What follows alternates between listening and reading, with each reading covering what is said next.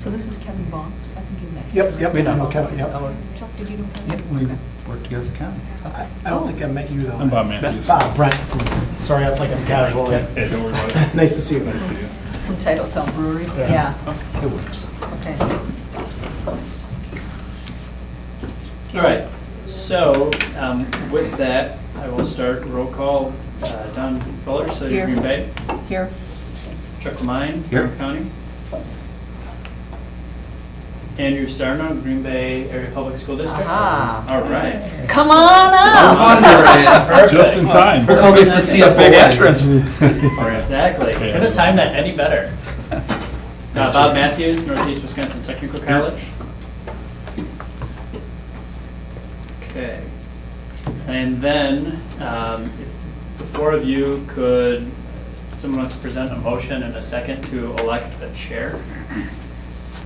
I'll move Don Fuller as chair. I'll second. Okay, all in favor of that motion? Aye. Opposed? Okay, so Don is the chair, and if you would like to take nominations and second for a citizen member of this board? I would love to take nominations for a citizen member, and may I just make the suggestion of Mr. Brent Whitaker? I just have Brent. a motion for Brent. Thank you. I have a motion to accept Brent as our citizen member. Do I have a second? I'll second that. Thank you. I have a first and a second to nominate Brent Winker as our citizen member. All in favor? Aye. Opposed? Motion carried. Thank you, Brent, so Thank much you. for joining us today. Glad to be here. Coincidental. Yes. Okay. Brent has actually been sitting for those for Andy and Bob. Andy, do you go by Andrew or Andy? Andy's fine. Andy. Brent actually has been sitting on many of our TIF board meetings as a citizen member. He is one of the members or owners of Titletown Brewery, so very familiar with a lot of the development that's been happening in the city of Green Bay. Just a little background. Thank you. You're welcome. Item number 4, staff report on TIF number 18, University Avenue project plan. Kevin, were you going to make that presentation? Yeah, I just wanted to go through, just talk a little bit about this district, the plans. Kim from planning is also here, if you have any questions about it. If you just want to pull out the project plan, maybe I'll just skim through that a little bit, just to kind of give an idea of, the genesis of creating this TIF district and where we're at right now and where we're going to be going in the future. So for those of you who kind of followed the city for the last few years, we engaged in a University Avenue corridor study, really kind of focusing on the brownfields and potential redevelopment in that corridor. That was completed in 2014, and recommendations in terms of, okay, well, what do we do with this area now? What are some of the tools that we can use? And one of the tools is to create a tax increment district. So with that, I believe it was in February, the City Council passed a resolution authorizing the RDA basically to start the process of creating this district. So Kim's department, our department, development team has been working on preparing this plan, and we're at a place right now where we feel we can propose creation of this district, and it would go online 1/1 of 2016. So with that, if you want to just take a look, maybe we'll start on page 5. Just in general, the district is about 190 acres. Of that, 155 is actual property. The rest is right away. There's a big chunk of DOT right away in there, and then city streets, sidewalks, things that aren't developable. And with that, on page 6, kind of gives the breakdown of the land uses within the district. And as you can see, there's a lot of vacancy in this district. The numbers are there, but also if you've been out in this area, I mean, you do see the vacant storefronts, and the opportunity to use things at a higher and better use. So with that, the boundary itself, and this was kind of worked through with planning and what is the best fit in terms of where's kind of the core area in which we want to focus. So I put up on the screen right now, and this is map 2 on page 8 in your plan. Basically extends on the west from Newtall Street, and then the east all the way just up before Curry Lane and the VA clinic. Basically all the properties along and a few adjacent to University Avenue. Within that, you can see the zoning on page 9, how that's zoned right now, primarily commercial uses, auto-oriented uses. There's some strip malls, fast food restaurants, car lots. As you get towards the eastern end, there's the former JBS site, Packerland Packing, some industrial, and then a mix of multifamily in the district itself, and then also just right outside. As far as then just the land use, what's there now on page 10, again, just showing there's a mix of land uses here. Page 11 showing properties that have been identified as potential rehabilitation or conservation parcels. And this is where we start to get into the but-for of why we're creating this district. And within this, over 50% of the parcels have been identified as eligible for rehabilitation or conservation. And that is vacant parcels or parcels where there's nothing on them, those that really have the potential for redevelopment.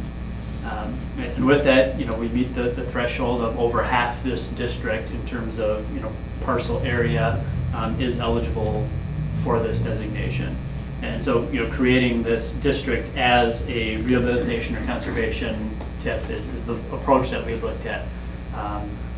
We also studied blighted, I believe, in terms of making this a blight designation, but really felt the conservation rehabilitation was a more appropriate.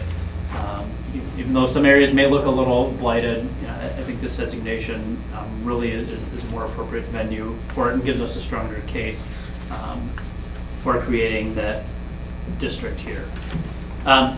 So in terms of, again, why we're putting this plan together, through the conversations we had, with the corridor plan, really felt that in order to get investment in this district, we need to come up with some mechanisms to provide incentives for development. To kind of turn the corner, most of the individuals, the property owners, the neighbors felt, over the last few years, decades in a sense, that this area has declined in terms of what it supports, the services that are offered there, and really could use, a shot in the arm in terms of redevelopment. On page 12, map 6, we've identified, this goes back to the planning process, 3 sites that we believe are kind of catalysts towards getting redevelopment going in this area. Site A is the University Triangle. That's where the Conard gas stations are. The Alberia site, like I said, the old furniture deals and steels. And the property's kind of in that triangle area. That was identified as a site because, one, it's the gateway. When you come in off Interstate 43 or you're coming down from Door County and Sturgeon Bay Road, that's the gateway of the corridor. And so it's important to present a gateway that really reflects strength and opportunity and a lot of commerce in that area, and it just doesn't quite do that right now. So to be able to set the tone for this area, the University Avenue corridor is a strong commercial corridor. It's a vibrant corridor. That's why Site A was picked. Site B, it's the former GBS Packerland Packing site, 30 plus acres just east of the interchange. It's a site that's been abandoned since, when did they shut it down? No. Dave, it's been quite a while. Yeah. It still has Packerland Packing up on there, even though, they changed it. JBS bought them how many years ago. But it's a site with a lot of opportunity. There's going to be some cleanup involved in terms of, remediating some potential contamination at the site. There's some asbestos in the building. There might be some other small things there. But the site itself is really great in terms of it's on a hillside. It goes back, it butts, Baird Creek or Baird's Creek. I've heard both, and I don't know where it stands in the Green Bay lore. But in terms of there's some real opportunity there to redevelop that into some mixed use with a focus on residential. And some residential, there's some aging multifamily out in that area. Are there other types of housing stock that we could fit in there, or again providing some Amenities, some housing that's close to the university, it's close to the interstate, and it's still close to downtown. I mean, it's a really great site in terms of location for that. And then Site C is the former Tillman Nursery. That's been identified as, potential site for maybe a hotel, a medical facility, some offices. It's near the VA clinic. It's near a lot of the things on Curry Lane with the rehab center. The county property, which long-term, they'd like to see as a tech and research park. So, there's some opportunity there to, really complement the uses up in that section of University Avenue. What does that butt up against there, the green? It's not Bay Beach, is it? What? The green area right there, that is mostly some wooded wetland area. Okay. Right above it. That's kind of a buffer between that site and the VA hospital is right in that blue area where you can just kind of barely see it. So that's where the actual clinic is right there. The other site is part of the Tillman, but wasn't included in this, given there's not a whole lot of redevelopment potential there because of the wetness there. So really to kind of focus on the old operational grounds. We're not going to do much kind of that green area, so it's best probably just to be kind of left as open space and conservancy. So with that, those are kind of the three sites that we believe, by investing in will drive some other development in this area. We put out some project costs, and as you know, in a project plan, we just want to be able to identify some potential investment in this area. I think it needs to be stated that this is not meant to be a strict budget. We're not appropriating these funds directly for these exact things. This gives some indication of where we feel money could be best spent in this area to really utilize the incremental dollars that are created and invest them wisely back in the area to, at the end of the day, generate more increment for this district. How conservative are those numbers? I mean, is that fairly well padded, or is that pretty aggressive? Pretty conservative. Okay. And I'll talk a little bit about that in the pro forma. So the improvements, one of the things we looked at is the ability for, the city could go out and bond and do all the improvements right away. We build infrastructure, build streets, build roads, kind of the build it and hope they come approach. Sometimes that works. Sometimes you're left, waiting for development to happen. So with that, we put in some money to grants and loans meant to be used as incentives for specific projects. And that is with that, these projects on private development, that we'd incorporate some of the public improvements with that as well.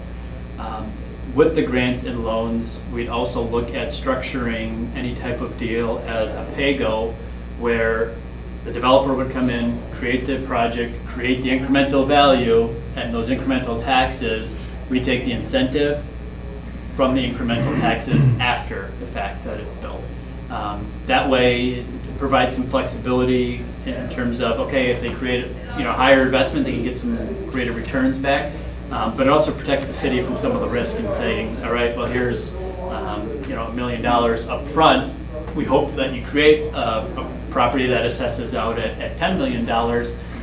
What happens, if you only create it at $5 million? Well, you can guarantee 10 million, but then you start to get in protracted legal battles of then actually trying to collect on that.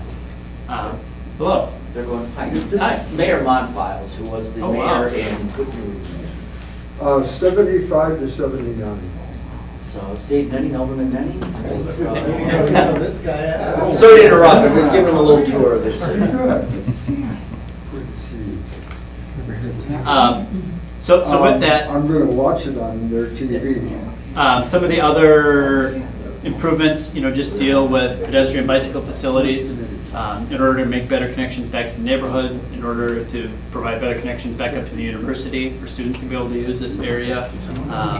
Stormwater, streets, some of the things that are going to come along with development projects.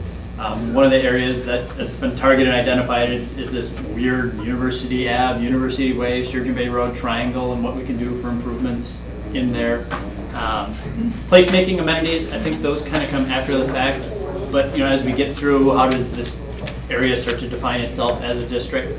Broadway's got a definition, Main Street's got a definition. Is there opportunity to, create some definition for this area? And then administration, just in terms of the time that our staff spends, city staff spends over, the period of the TIF, basically making sure that, goes in our office, planning, a lot to finance, just, making sure that we're able to manage the whole TIF itself. I mean, it really is, setting up a whole nother account, and just making sure that we're following through, tracking property values and payments, and making sure, that we administer this properly. So in terms of, the expenses and what we hope to project, all together, let me just open up one item here. Are there any questions so far? I just have a question on the infrastructure on the stormwater and the streets. Is that front loaded, or is that, because it looks like some of the improvements are built into the incentive grants and loans. Right. But I'm just trying to get some clarity around the stormwater and streets. Is that something that needs to happen on the front end to really get the infrastructure in place to support the TIF?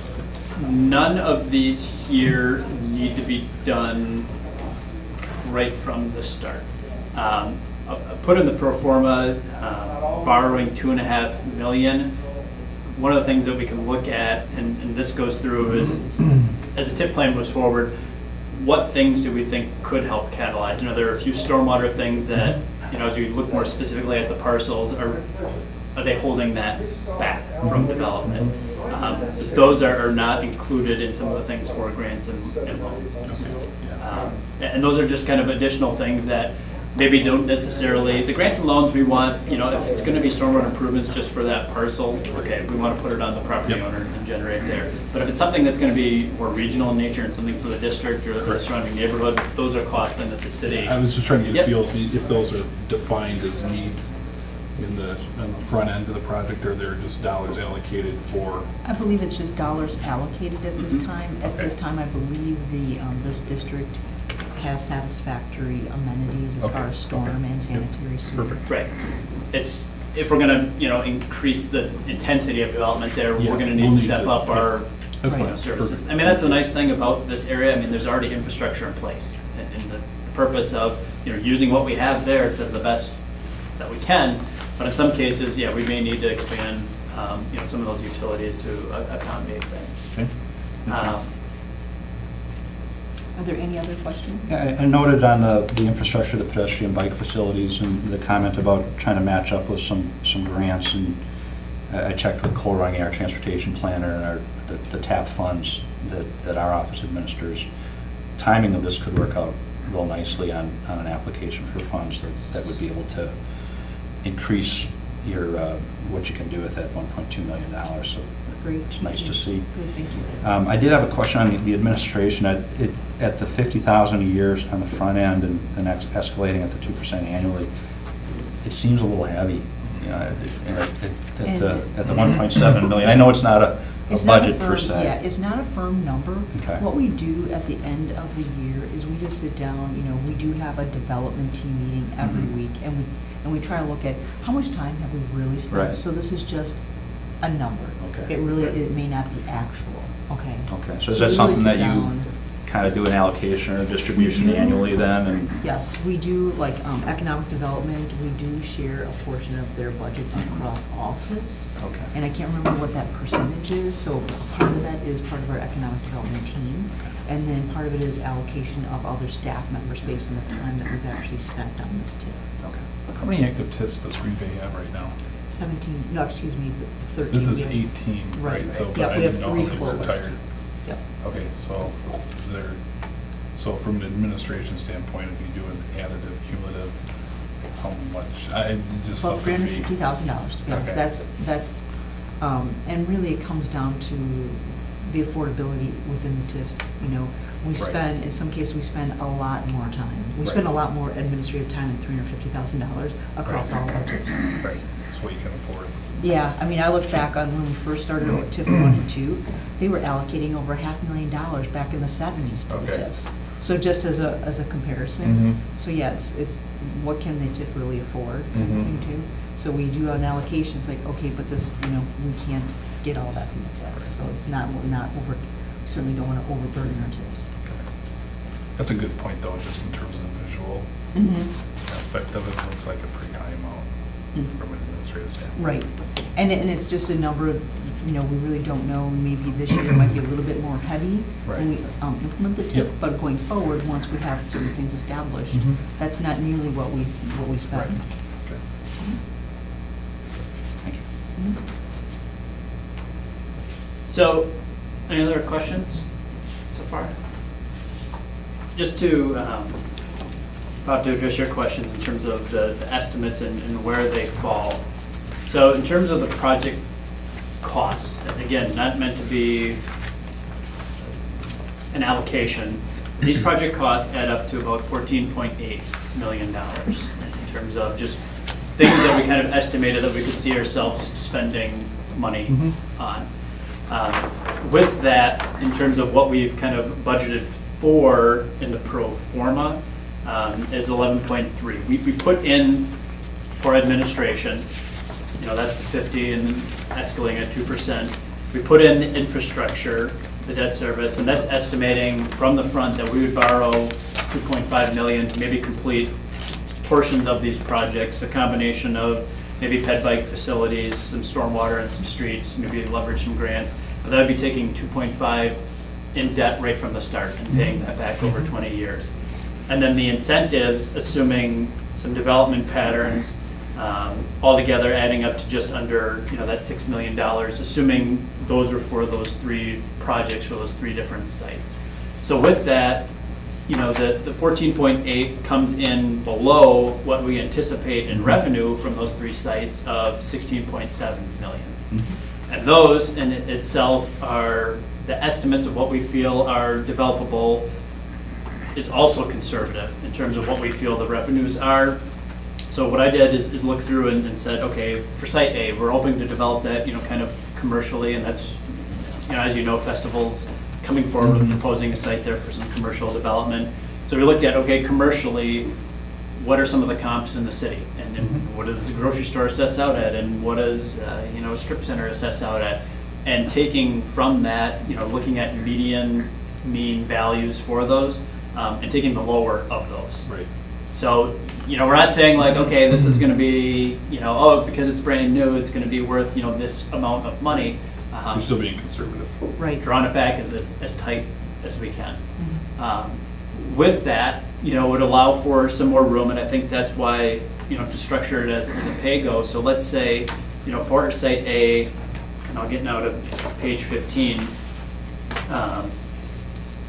Right now, the current value of those properties, if you look at the properties in the triangle, right now it's 2.9 million. Conservatively, we'd estimate you could get maybe $11, the new value would be 11, so that's $8 million worth of increment there. Should it assess out higher, and that's one of the things we'd structure the pay-go as, so if it assesses out higher, 75% back of those property taxes, it would, let me just draw back a little bit. We have a value estimated in there, so we assume they create $8 million worth of increment. So $171,000 worth of property taxes. If for some reason they invest a little bit more and it assesses out higher, property taxes go up, their increment goes up, that 75% goes up. So yeah, there's a little more payout, but there's also a little more coming in. This is just to kind of give a guide where we think, again, kind of conservatively, this will play out. In the same vein, and going back to the pay-go and protecting the city, for some reason this only comes in and we only get 6 million of increment. We didn't overcommit ourselves to giving all this money up front. So are there any discussions on site B and site C? I mean, or is that? We've identified those sites because we feel that those are realistically able to happen within the first at least as we project it out in the pro forma, the projections that those really could come online really in the first 10 years. And, as you know, I mean, festival is now public with their site, so that's Yep. kind of coming online. It doesn't make sense for us to start really a TIF unless we've kind of got something in the works Right. where we could. I just didn't know, I mean, you Yep. don't have to name names, Yep. but is there? I think there's also some interest, I think Director Flom can speak to that there's also been some interest in one of the other two sites. Okay. Nothing public yet, but Right. continued discussions. Yep. Okay, So it's exciting to be able to bring a TIF to you that has development on the Right. way, not only festival, but the other interest as well, I think, will be successful in this one, so. okay, great, thank you. So with that, again, we wanted to kind of be conservative in the estimates and not over-promising. We wanted to structure, incentives in a way that protected and reduced the risk for the city, and just make some, sound financial investments when it came to borrowing upfront.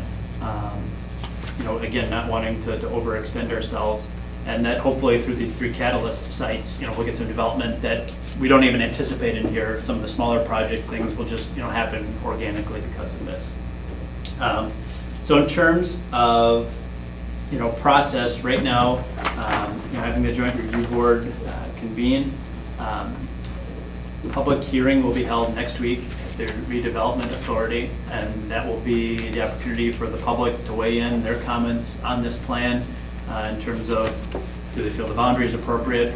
Do they feel that the expenditures are appropriate? And with that, RDA will make a recommendation to our city council.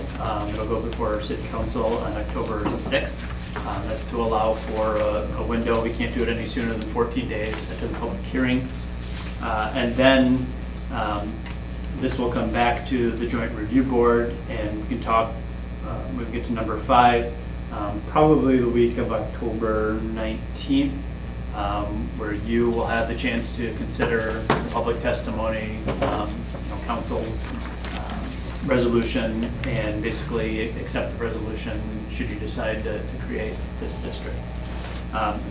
With that, just in terms of also just notes on the public process and the resolution, we've gone through making sure to follow state statute in creating this, and we have erred on the side of caution in noticing this.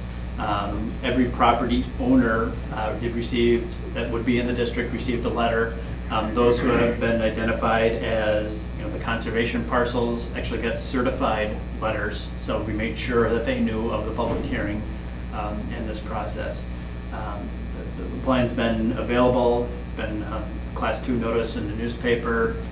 So, just making sure we're hitting everything in terms of the notifications for this.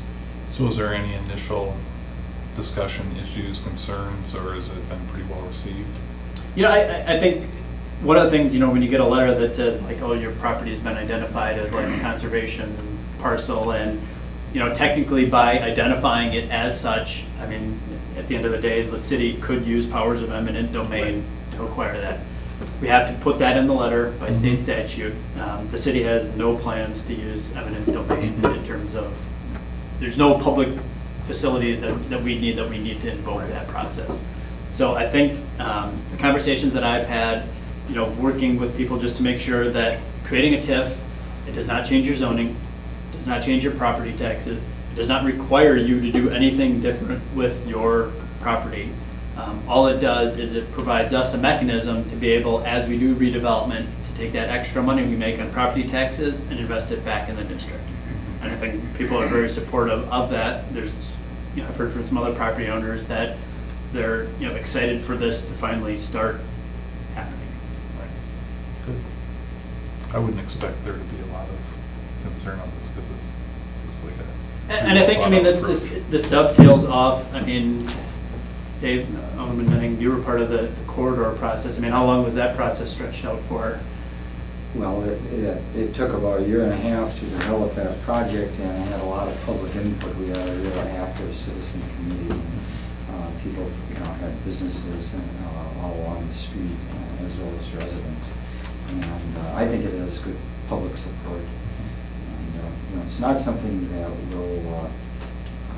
will place a lot of demands on public services, but on the other hand, it has the potential for some significant redevelopment there, and, you know, as well as cleanup, environmental cleanup on certain sites on the street. It's nice to see, I mean, this really is a neat implementation of your plan. You guys put a lot of effort into that corridor plan, and it's kind of a tired area of the community, and it's, you know, and it's an important gateway. I mean, the university is there, the county obviously has quite a bit of property and proximity, and so I think it's nice to see the reinvestment that may occur as a result of this, so kudos. Yeah, I agree. Just as an overall piece of it is that not only the area-wide planning grant, but the EPA is glad to see us take the funds that we use for that area-wide planning grant and moving that forward to the next step. So this is like an inevitable piece of having all of that work done before and taking all of that data and information and moving it to the next part of development. So they're eager to see us taking the next steps in development. So this is kind of part of the whole part of the plan. Thank you. Anybody else have any other additional questions for whether it's Director Vonk or Ms. Townsend or Alderman Nenning? Because Dave, are you you're part of the or you're alderman for part of this district? Yeah, I have the south side of University Avenue, and you know, frankly, when you look at it, you know, there are a lot of potential sites for redevelopment that where the redevelopment wouldn't occur without some public incentives, some public involvement in assisting with cleanup costs and infrastructure costs and so on. So, you know, it's ideal for a TIF district, I think. Great. So what I heard was that we've issued the public notice. We've notified all the residents and the homeowners and property owners. We're following procedures set out by the state statutes. And the public hearing will be held at the Redevelopment Authority next Tuesday, which would be at 1:30. Are there any other questions at this time? I'll open motion to approve if you so choose. Are we approving? I think just Just moving more- forward with the Receive the process. report? Okay. Yes, So we're just just- approve the report. Okay, so we're just receiving the report, so you don't need approval to move to the next level. This is just part of the process. Correct. And so the approval will actually come at the October 19th meeting? Yes, if that's that The week week of. of. Great, Yep. thank you. Mhm. Great. Okay, so receive and place on file then. I'll move to receive and place on file the report. Second. I have a motion by Chuck and a second by Bob to receive and place on file the staff report on TIF 18. All those, any comments? All those in favor? Opposed, motion carried. Set the next meeting date and time. I heard October 19th. Yeah, so just in terms of timing, to allow, again, we can't go within, to allow for a buffer of 10 days after that common council meeting, we'd be looking at the week of October 19th. I don't know, if you want to set it right now? I mean, if we have calendars, we can do that. Or The 19th is good for me. What day is the 19th? It's a Monday? Monday. 19th is Monday. Okay. There is a common council meeting, I mean, we do have council on the 20th. I have a potential conflict that night, That's okay. unless it's early enough. We looking at like a 3-ish again? Yeah, we can be flexible in terms of time too. I'm gonna have, It's- I'd have a It's up to you to conflict. decide. I need to do it later if it was on the 19th. I'm good on Tuesday though. We want to do something. Tuesday's good. Tuesday, 3 o'clock or something like that. Okay. October 20th, Tuesday at 3 o'clock. Okay, so the next meeting will be set October 20th, which is Tuesday at 3 o'clock in this same room. Yep. Any other matters allowed by law? I do not have any, so motion, does anybody else have any other? Motion to adjourn? So moved. I have a motion and a second to adjourn. Chuck? So I have a motion and a second by Chuck. I seconded that, didn't I? Yeah. Well, you know, you're Did I sitting next vote to yet? me. No, you didn't vote. All in favor? Aye. Opposed, motion carries. Sleep at the switch. No, that's okay. It's like